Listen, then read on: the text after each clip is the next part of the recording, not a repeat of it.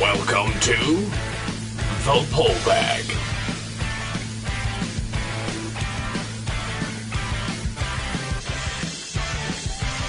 Join us as we dig out our latest comics and discuss them with the rotating panel of the GCRN crew. So sit back and enjoy this week's Pull Bag. So, Joker, I hear you took over something last month. What was it and why did you do it? I don't know.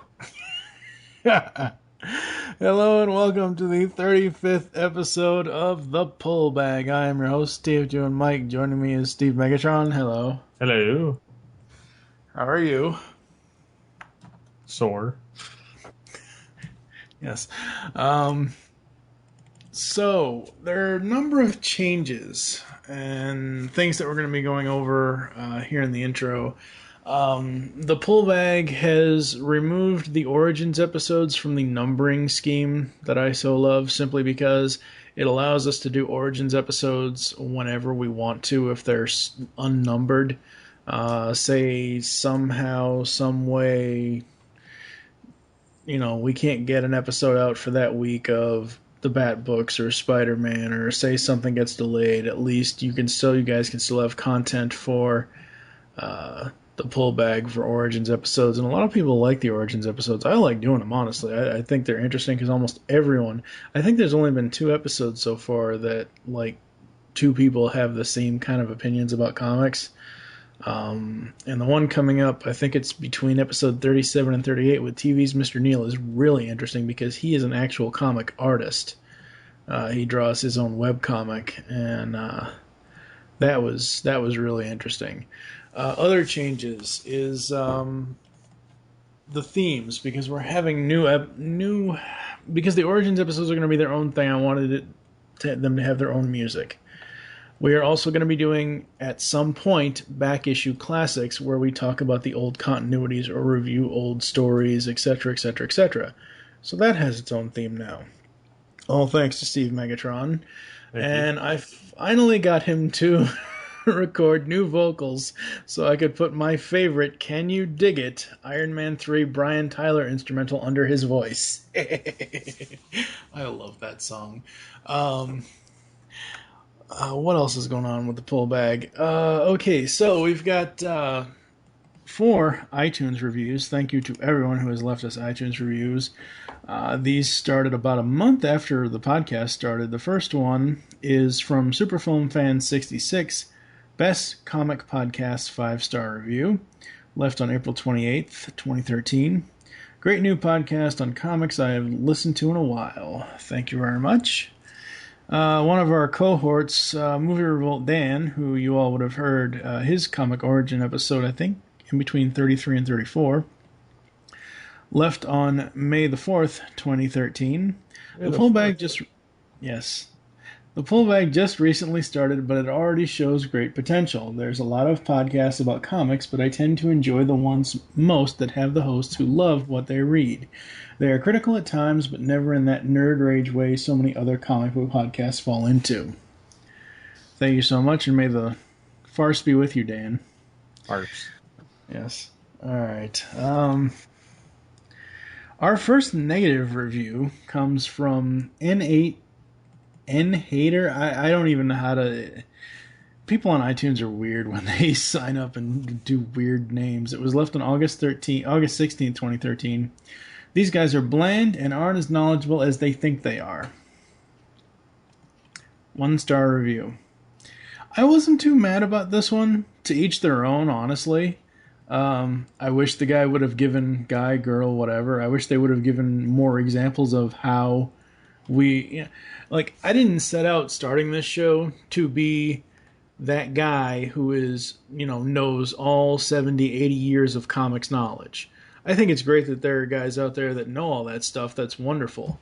But the point of this podcast is the books we enjoy reading. And for me, because I am essentially a new reader, I started with the New 52. So, of course, we're going to go back over time and I'm going to read some of the old stuff. Hell, I've already read some of the old stuff. Coming up next month in November, we've got Punisher Month, which is mostly all old stuff except Greg Rucka's run.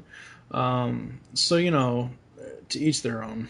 The fourth review on iTunes is from Bondo Mike, who has been a longtime supporter of the Geekcast Radio Network. Thank you so much, Mike. Fun podcast, 5-star review, left on August 20th.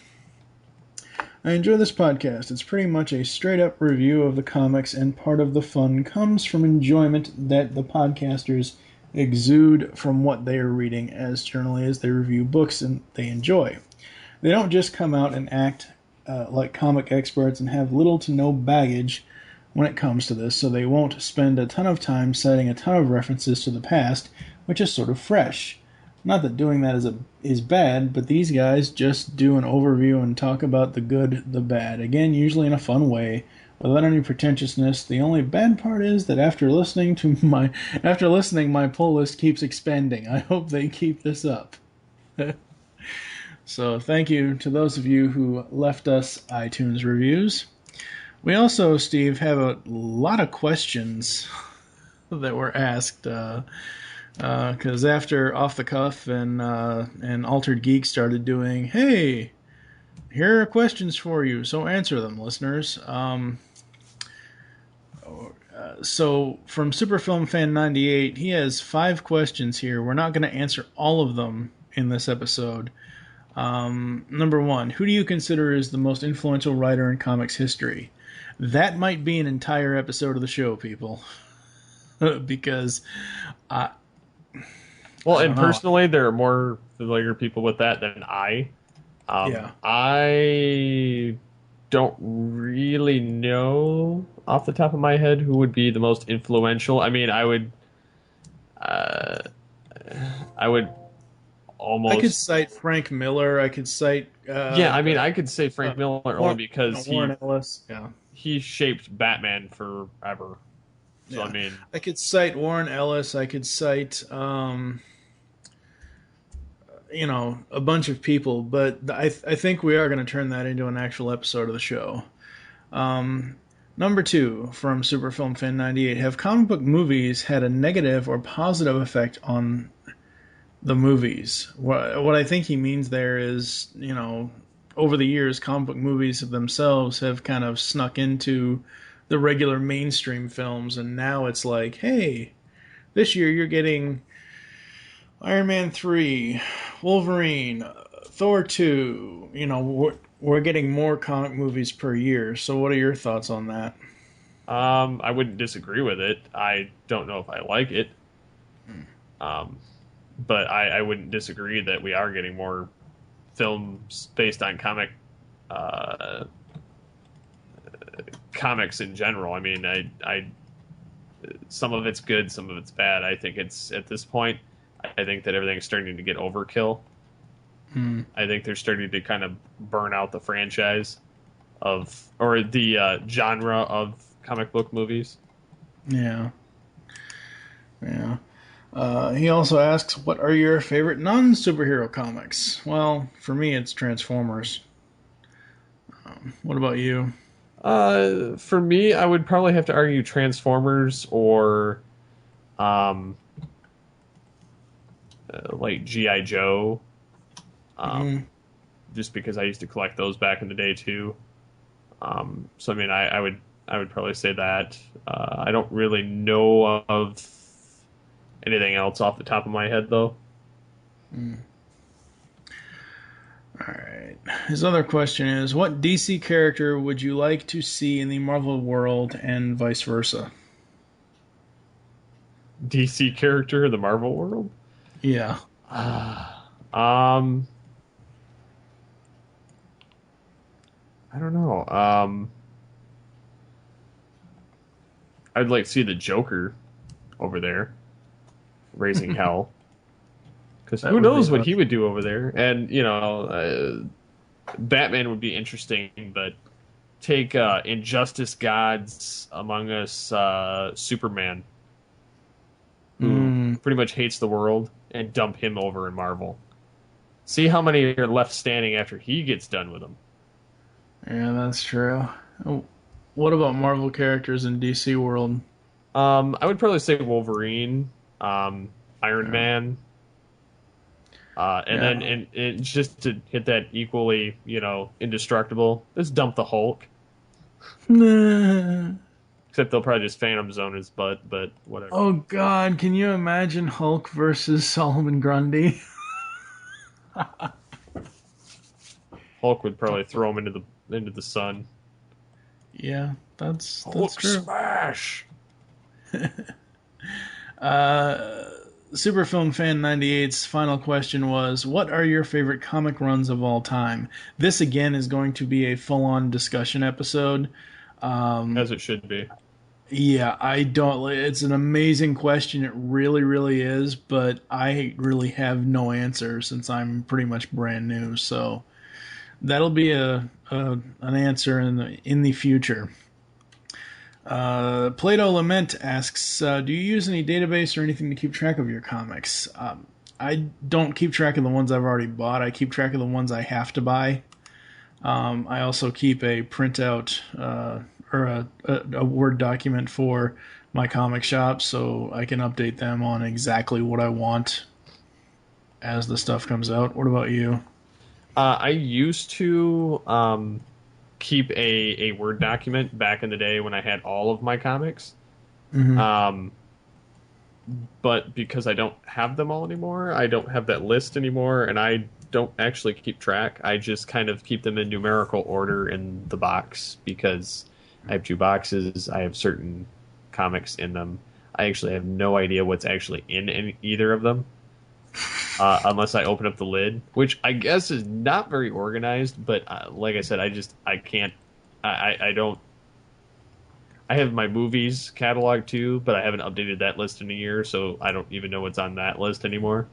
So it's one of those laziness factors and the fact that I find Word and Excel to be highly unsophisticated in keeping track. So, I mean, if anybody has any ideas of a better way of cataloging or some kind of special software that allows you to also print or export or whatever, please let me know. I think Movie Revolt Dan, when we did his Origins episode, told me about a site that does that is an organizational site. I'll have to look back and probably most likely put it in the show notes. All right. He also asks, how do you store your comics? The classic bag, board, long box, or another crazy method?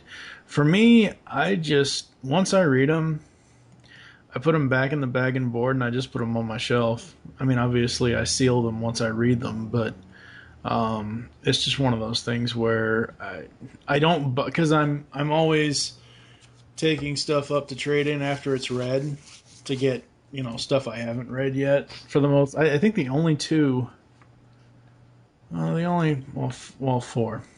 The only 4 that I don't take up there is Batgirl, Nightwing, and Transformers, and what's the other one?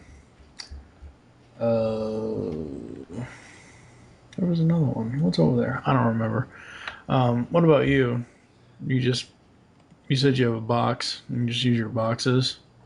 Yeah, I mean, I just let them sit in there. They're all bagged and boarded, and they're in this. I have 2 different short box of both. One is my DC stuff, which is pretty much all Batman related. Yep. And then the other one is like Transformers, G.I. Joe, but mostly like Dreamwave stuff. I don't have anything from IDW other than the Beast Wars comics. Cool. All right, so I decided to flip it on the listeners, and the pull bag asks you the question I asked this past month was, as far as single issue coverage goes, do you prefer us to cover one issue at a time or multiple issues per podcast? When I set out and started this show, my thought was I can't do a single issue in an hour and a half, even with the intro and the out. I can't spend that much time on it. So my thought was wait, 4 months past spoilers and blah blah blah blah blah, and we cover all the books then. Specifically, the one I can think of is like Superior Spider-Man that comes out twice a month, and the Bat books we can cover for each of those because there's what is there 7, 8, 9, 10 Bat titles, somewhere around that. Yeah. So I asked that question, and Plato Lament answers, I tend to enjoy the comic podcasts that cover multiple comics per episode. If I see a podcast that is only about one specific comic that I don't read, I'm not going to listen. But I've been goaded into a lot of new comics by listening to those that cover a wide range. Also, reviews are great and all, but you ever think about doing discussion about general comic book issues or topics? I tend to enjoy the origin episodes the most because you get to the nitty-gritty of comics more. There will be discussion episodes in the future. It's just going to depend on the topic and the guests that want to be on and talk about that topic. Like I know the guys over at Punisher Body Count, I know Jake is itching to talk about the old drawing style versus this digital art stuff. And we will work on that in the future. Yes.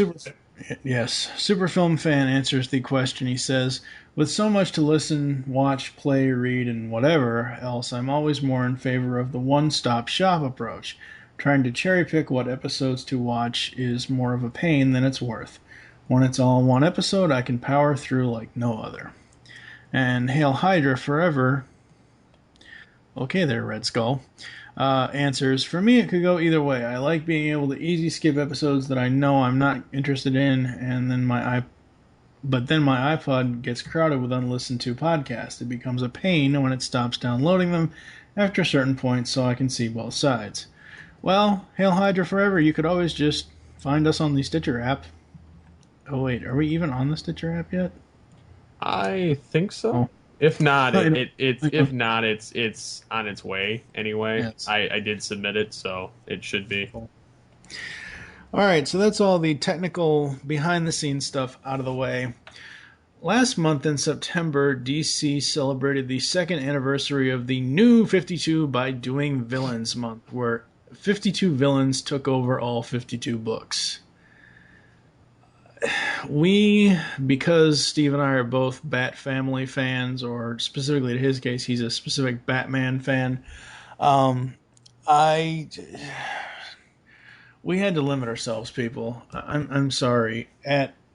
Let's just say for me, at my discounted rate of $3.55 per issue, if I was to get all 52 titles, that would be $185.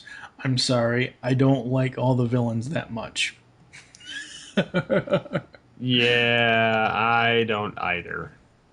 When you first heard about Villains Month, what was your first impression? That I thought I was going to pick them up, and then I saw how much they cost, and I decided against it. Yeah. I saw it as what it is, which is a kind of sorry excuse for a reason to go out and spend a crap ton of money. It's just a money crapshoot. That's all it is to me, because I'm sorry, but it's not worth it to me to spend $4 a pop on side stories that, granted, yes, some of them are origins and some of them tie into the current line, but I don't know. Something about it just kind of rubs me wrong. I hate these little specialized spotlight months where they just blow out a ton of comics that have really nothing to do with anything. Yeah. I would rather that they kept each line self-contained. Yeah. And have the story continue than, oh, let's go do this, and oh, let's have these people take over. I mean, not to say that some of them weren't interesting, because I'm not saying that, and I'm not saying that they didn't do a good job with the ones that, or some of the ones that I read, but I personally think it's a crapshoot to try and get a ton of money and get people to collect a bunch of issues that aren't actually in sequence. Yeah. So it kind of pissed me off. I was like, I don't care. I agree for the most part. I think it's strange that they're like their first, ever big like universe wide event for New 52 is based on the villains taking over and Forever Evil and everything that happens in the three Justice League books, which neither one of us are reading. Not that they're bad books, we just I can't read anymore. I'm like there unless something earth shattering comes out, I'm done. I'm at my limit. I'm actually removing stuff from my pull bag that I'm not, that I'm all because generally what I'll do is I'll get the ones that that I'm most interested in. I'll also get the ones that I know we have to cover here in the podcast first before like other ones like Birds of Prey. Christy Marks is doing an amazing job writing that book right now, but I mean, there was a month or so ago where I had saved like 4 or 5 of the issues to buy, and it's like I don't know. So yeah, I'm actively. I took off Batman Superman. I wasn't that thrilled with it. First issue just the first issue, I didn't know what the hell was going on at the end. The second issue, I realized, oh, they're bringing 2 different Bat and Supermen from 2 different Earths. And I'm like, yeah, no. Yeah, I kind of saw that and I was like, I'm good. Yeah. It's another one of those cases of they're just. I think that honestly, and this is a discussion for another day, I think DC's kind of lost their way. I really do. I think that they're throwing shots in the dark because things aren't sticking, and they're seeing, well, let's throw this on the wall and see what happens. Yep, pretty much.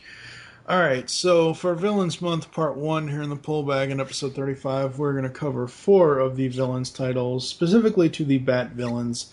We've got Joker, the Ventriloquist, Mr. Freeze, and Joker's daughter. We'll be back after this.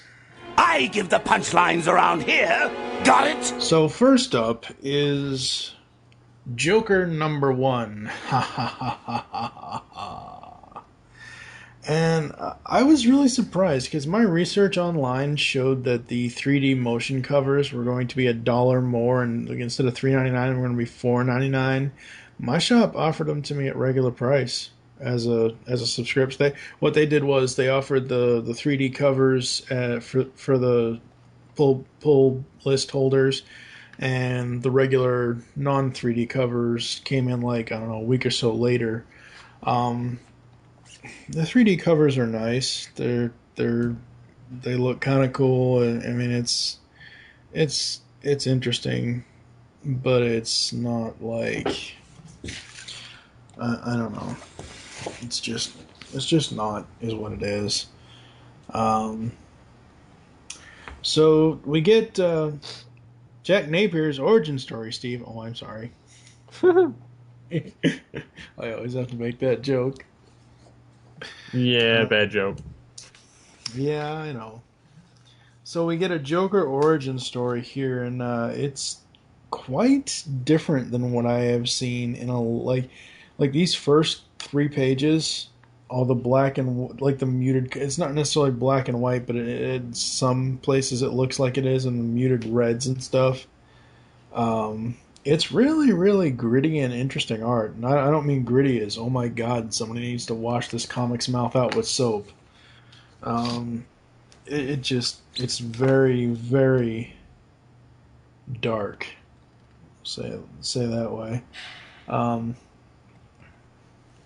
What do you think of these first couple of pages as far as the art goes? I was kind of impressed with the whole thing. I mean, I like the kind of way that they portrayed the Joker in it,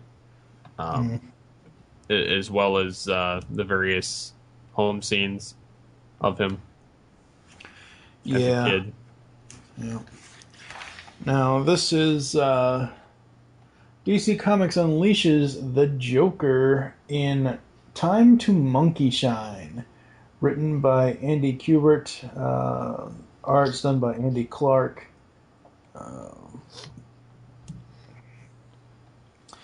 I like the origin in this, but I don't know. I found this story really weird. I think because I'm so used to Snyder writing the Joker in Death of the Family that I'm just not used to someone else's story. And this honestly reminds me more of the Superman the Animated Series entitled Monkey Fun, where Lois is trying to find a toy monkey that she had as a child that comes to life. This is just weird to me. I don't know. I didn't really care for it overall. I love the art, but the story itself was just weird. Yeah, and it wasn't bad. I almost got the Injustice Gods vibe from it, Yeah. which I mean, it's very possible it's the same artist. I don't know, but the story was really creepy, and it was kind of weird seeing Joker with a face again. Well, I mean, we saw him with a face in Injustice for all of one issue that he was there, but yeah. I like the page where they're at the Premier department store and the monkey's, got his arms spread and you see a close up of Joker's face. I like that. I thought that was great art. But the story itself is supposedly the monkey is his kid. That's just. Well, he was the monkey's uncle, so. I know, but it's just too weird for me. I just didn't really care for it all that much as a Joker story. And the other thing I gotta mention is, I get it's Villains Month and all that, but the fact that even though he's on the cover in the background on the ground, Batman never actually shows up in this. In any of them. Well, no, I know. Like, none of the heroes, to my knowledge, none of the heroes show up in any of the books that we'll be talking about today. It just, I don't know. All right, moving on to the Ventriloquist #1. Now, the Ventriloquist is the female version. Gail Simone brought this back in Batgirl. I like it. I enjoy it. I think it's an interesting way to do the way. We've all seen, Arnold Wesker or whatever his name is. The one from Batman the Animated Series. We've all seen Scarface. We know what Scarface is and what he does and all that. This one, we didn't know anything about because it was they were in, Shauna and Ferdy were in, I think, 2 issues of Batgirl in the New 52. And this is kind of like their origin story, and it's very, very, very interesting, dark, and cool, and I do love this cover because it's the two of them front and center with Red Hood, Red Robin, Batgirl, Batman, Alfred, and Nightwing all strung up, like little ventriloquist versions of them all strung up. It's sick and twisted, but I really like Liz. And again, she has Batman himself tied up at the bottom, but yet he never actually shows up in this issue. Now, why is it, Steve, that you don't care for this version of Ventriloquist? I think it's more so to do with the fact that I like the Scarface kind of ventriloquist. Mm-hmm. And the kind of dweebish guy from... to me, the animated series has that ventriloquist. Mm-hmm. So anything other than that, it kind of just it comes off weird to me. It's not that I have a problem with it being a female ventriloquist or anything like that. It's just I'm used to the one version, so seeing someone else kind of doing it just kind of throws me in a ringer.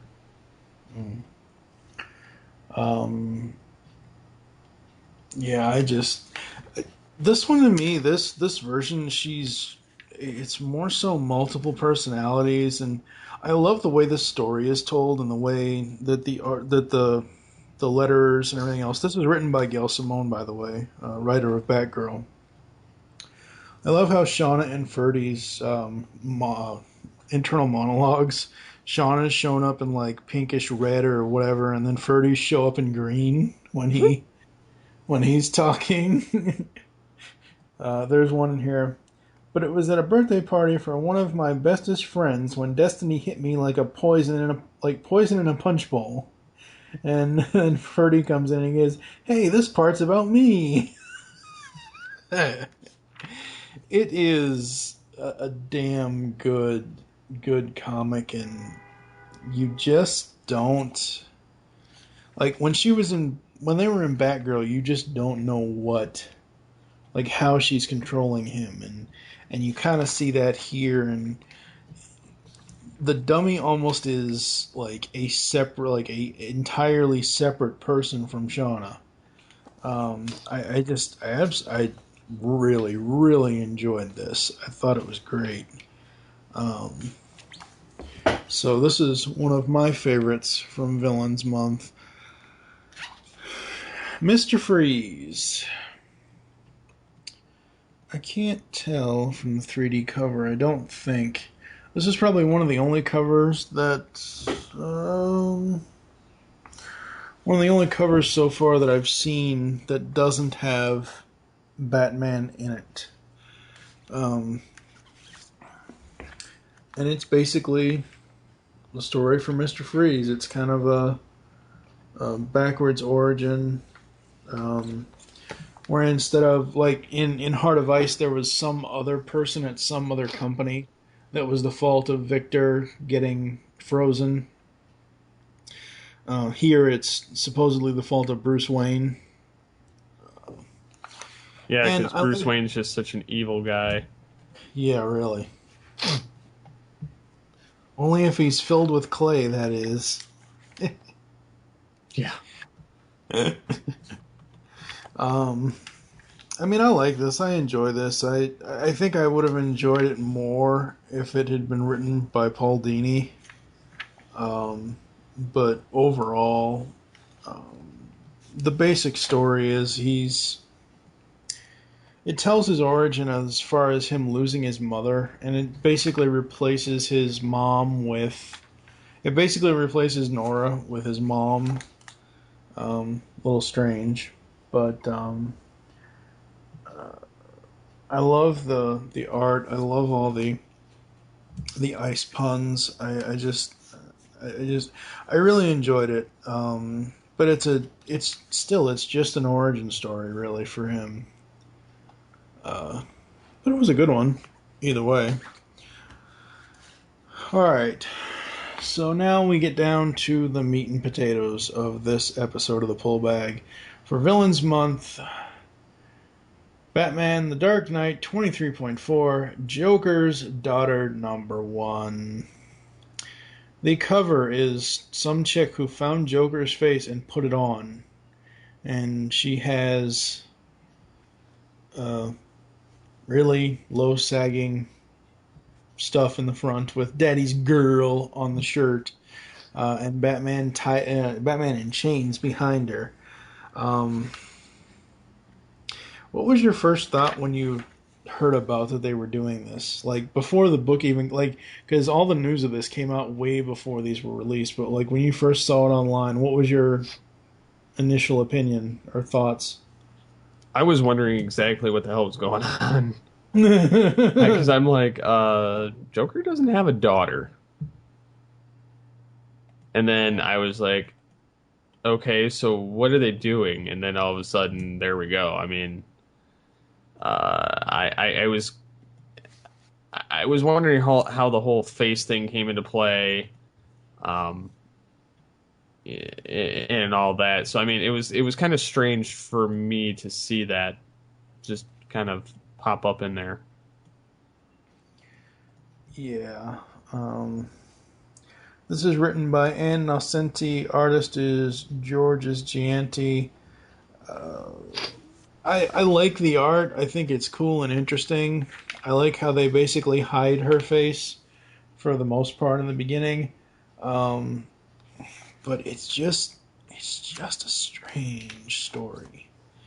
And it just is. I mean, it's very, very, very strange. And then she finds the face, which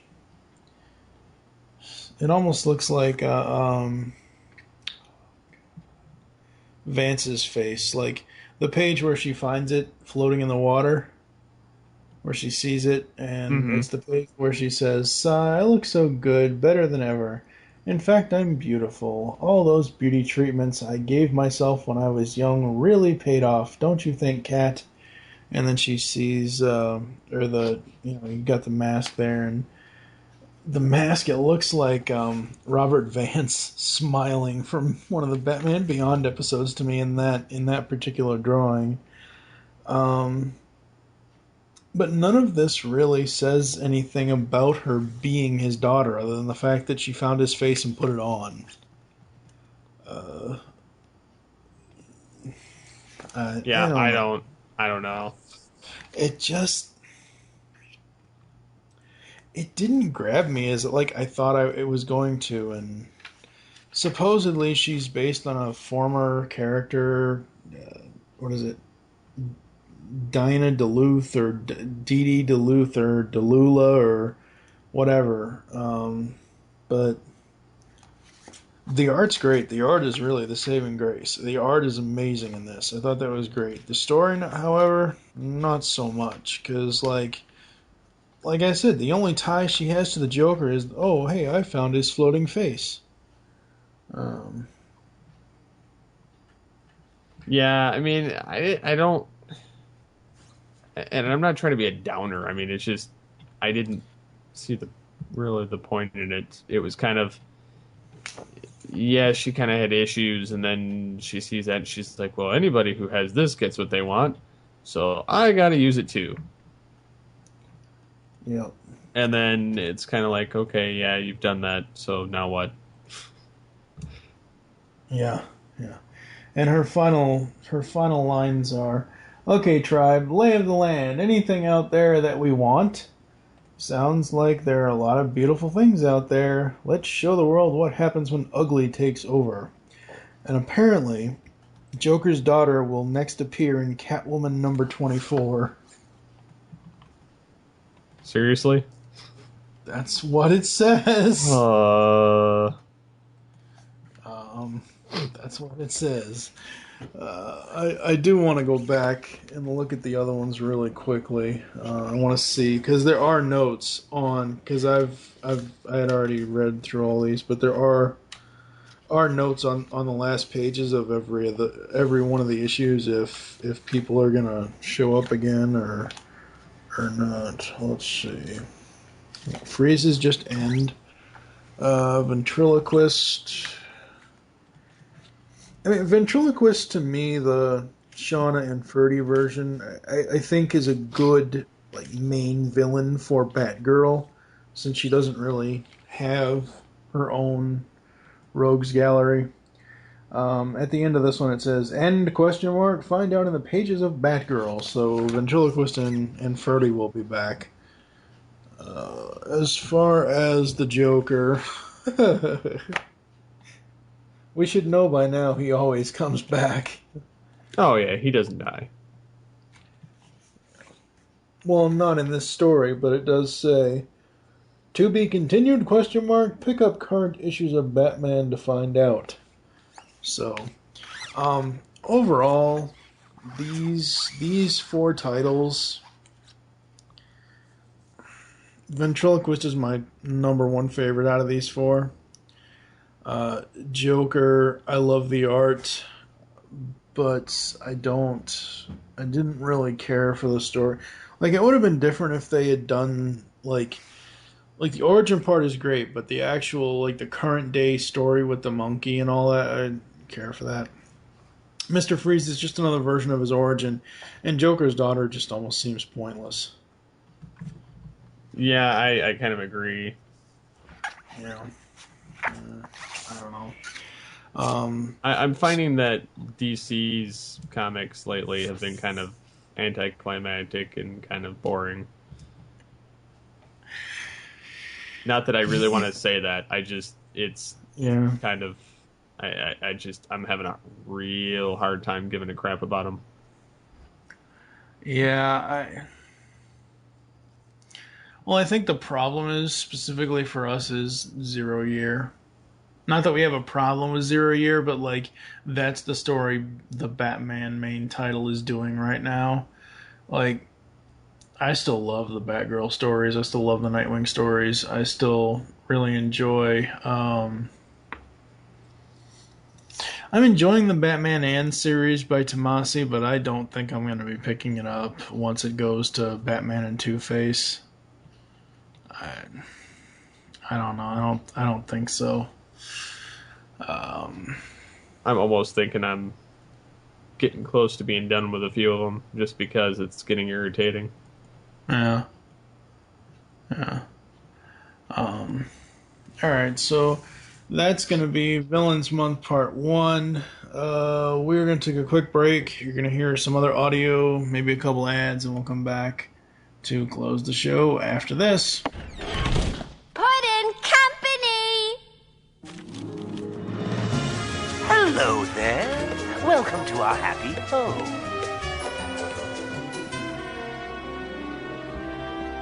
Where's Robin? Robin? There's no Robin here. Maybe he means our little Jay. Of course! That's it!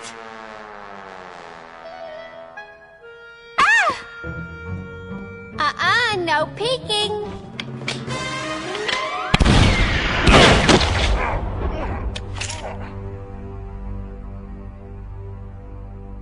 Mommy's little helper. You know, Bats, we've been doing this little runaround of ours for years. It's been loads of laughs. But the sad fact is, none of us are getting any younger. That old clock's a-ticking. Quite right, Pooh. And Harley and I were thinking it was time to start a family. Add a Joker Jr. to our merry brood. But rather than go through all the joy of childbirth, we decided to adopt. Is this thing on? Oh, goody. Why, hello there. It's your dear old Uncle Joker here. I bet you're asking yourself, what could I be possibly doing here of all places? Well, I'm laughing at the fact that this new podcast presented by Geekcast Radio is called Legends of the Dark Knight. Who the heck knew the Bat was so popular? Ugh. Join Steve, Mike, and sometimes Tara for reviews on the greatest DC animated universe cartoon to ever meet Gotham City. So join moi for the talk of the town, or I'll send Captain Clown after you. He gets mighty angry when he doesn't get to have his garbage skull. So put on a nice big smile and join us for the next Geekcast Radio Network podcast, Legends of the Dark Knight.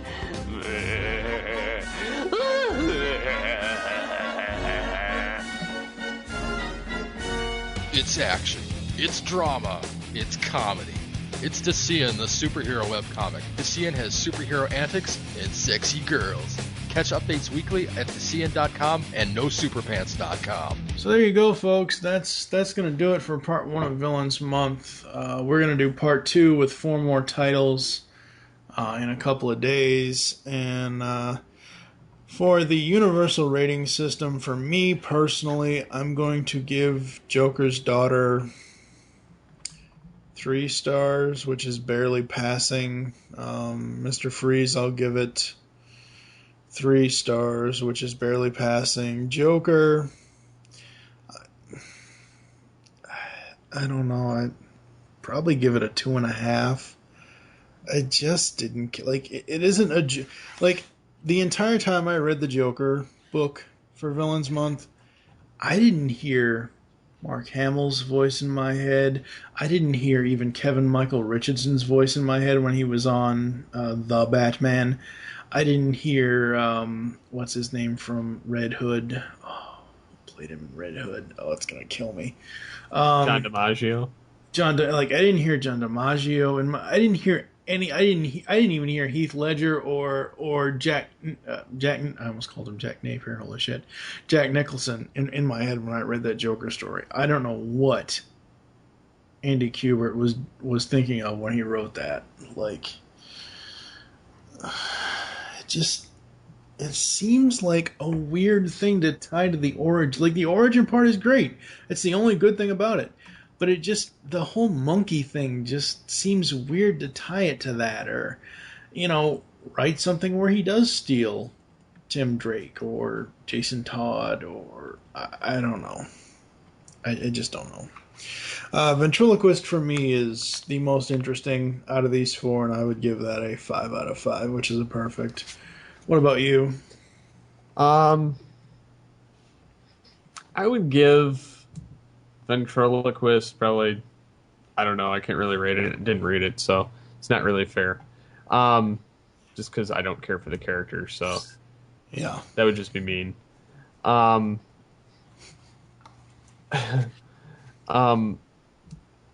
The Joker's daughter, I'd give like a 1, just because I really didn't think it was necessary. I can agree to that. I know it sounds mean, but I don't care. Freeze, I would give it a 3 out of 5, or if we're doing the 4 scale, then I'd give it a 2. But and the Joker, I'd probably go like a 3, just because it wasn't too bad. Only for the fact that he got this monkey, and I was thinking, it's Planet of the Apes, or he's training the young Gorilla Grodd, and then, he falls to his doom. Yeah. But it was interesting seeing this side of the Joker, so you feel a little bit sympathetic towards him. Mm-hmm. So, I mean, in that essence, I could kind of get that. But... yeah. All right. Well... join us, like I said, in a couple of days when we'll be doing 4 more Bat-themed Villains Month books. We're going to talk about Two-Face, The Court of Owls, Ra's al Ghul and the League of Assassins, and Harley Quinn. So for now, I am TFG and Mike with Steve Megatron Phillips. Keep reading those comics, and we will catch you next time. You just heard the latest episode of The Pullback, GCRN's comic book review podcast. There are several ways to get in touch with us and leave feedback for the show. You can visit the website, geekcastradio.com, where you can comment on the episode and all of our different podcasts. You can rate our show on iTunes. Be sure to leave us feedback. Call the voicemail line, 502-526-5821. Please remember to tell us the show you were leaving the message for, and your name. Become a fan of us on Facebook by searching Geekcast Radio Network. You can send us an email, feedback@geekcastradio.com. Follow us on Twitter, @GeekCastRadio. So until next time, unleash the geek in you.